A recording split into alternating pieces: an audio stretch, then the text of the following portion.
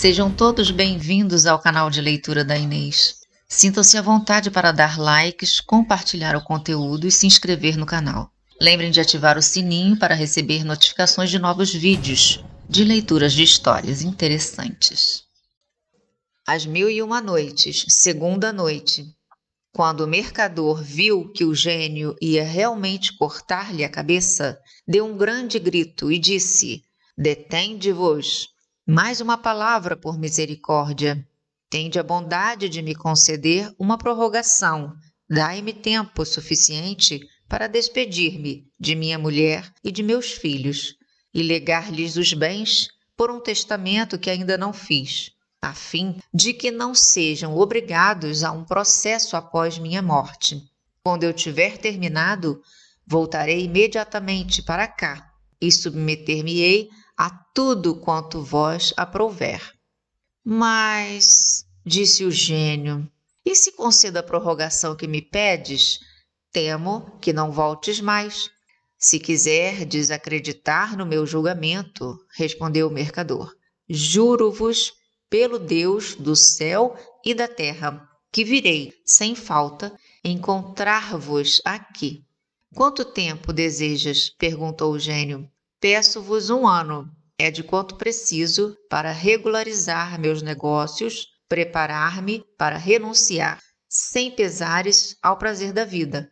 Prometo-vos que dentro de 1 ano, infalivelmente estarei sob estas árvores, à vossa disposição. Tomas a Deus por testemunha da promessa que me fazes? Perguntou o gênio. Sim, respondeu o mercador. Tomo-o mais uma vez por testemunha e podeis crer no meu juramento. Aquelas palavras, o gênio, deixando-o perto da fonte, desapareceu. O mercador, recuperando-se do susto, montou novamente no seu cavalo e prosseguiu sua jornada. Mas, embora por um lado tivesse a alegria de haver se livrado de tão grande perigo, por outro, mergulhou em mortal tristeza ao lembrar-se do fatal juramento feito. Quando chegou em casa, sua mulher e seus filhos o receberam com muita alegria, porém, em vez de os abraçar da mesma forma, pôs-se a chorar tão amargamente que eles não duvidaram de que devia ter-lhe acontecido algo terrível. Sua mulher perguntou-lhe a causa daquelas lágrimas e daquele sofrimento que o dominava. Nós nos alegramos, disse-lhe ela, com a tua volta, e, no entanto, tu nos alarmas pelo estado em que te vemos. Explica-nos, peço-te, o motivo da tua tristeza. Ai de mim, respondeu o marido, porque não me encontro em outra situação, só me resta 1 ano de vida. E contou-lhes o que se passara entre ele e o gênio, a quem dera a palavra de que voltaria, no fim de 1 ano, para morrer. Ao ouvirem a notícia, sua mulher e seus filhos caíram na desolação. A mulher, dando lastimosos gritos, debatia-se e arrancava os cabelos. Os filhos, debulhados em lágrimas, faziam ressoar pela casa seus gemidos. E o pai, cedendo à força do sangue, mesclava suas lágrimas aos lamentos deles. Era o mais comovente espetáculo do mundo.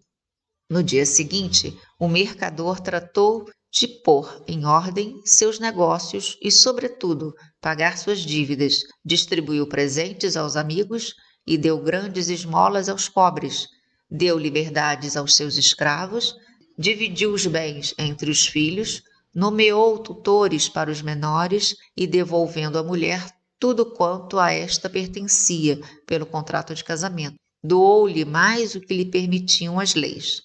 Enfim, passou-se o ano e foi preciso partir. O mercador preparou seu alforge, onde colocou o lençol com o qual devia ser enterrado, mas ao querer despedir-se de sua mulher e de seus filhos, nunca se viu tamanha dor. Não se conformando com a ideia de perdê-lo, queriam acompanhá-lo para com ele morrer. Contudo, visto que era preciso decidir e deixar pessoas tão queridas, disse-lhes: Meus filhos, separando-me de vós, nada mais faço senão obedecer a Deus. Submetei-vos corajosamente a esta necessidade. e lembrai-vos de que o destino do homem é morrer. Após tais palavras, aos gritos e à dor da família, partiu e chegou ao mesmo lugar em que vira o gênio, e no dia prometido, apeando-se imediatamente, sentou-se à beira da fonte para esperá-lo tristemente. Enquanto sofria então cruel espera, um bom ancião que levava uma corça pelo cabresto se aproximou dele. Saudaram-se e o ancião lhe perguntou: Meu irmão, posso saber por que viestes a este lugar tão deserto, onde só existem espíritos malignos e não há segurança? Vendo tão belas árvores, dir-se-ia habitado, mas é uma verdadeira solidão, onde é perigoso deter-se por muito tempo. O mercador, satisfazendo a curiosidade do ancião, contou-lhe a aventura que o forçava a estar ali. O ancião ouviu com espanto e, tomando a palavra, disse: Eis aí a coisa mais surpreendente deste mundo, e vós vos ligastes pelo mais inviolável dos juramentos. Quero testemunhar o vosso encontro com o gênio. Assim sentou-se ao lado do mercador, e enquanto conversavam... Mas estou vendo o dia, disse Sherazade, interrompendo-se. O que resta é a parte mais linda da história. O sultão, resolvido a ouvir o fim, deixou-a ainda viver.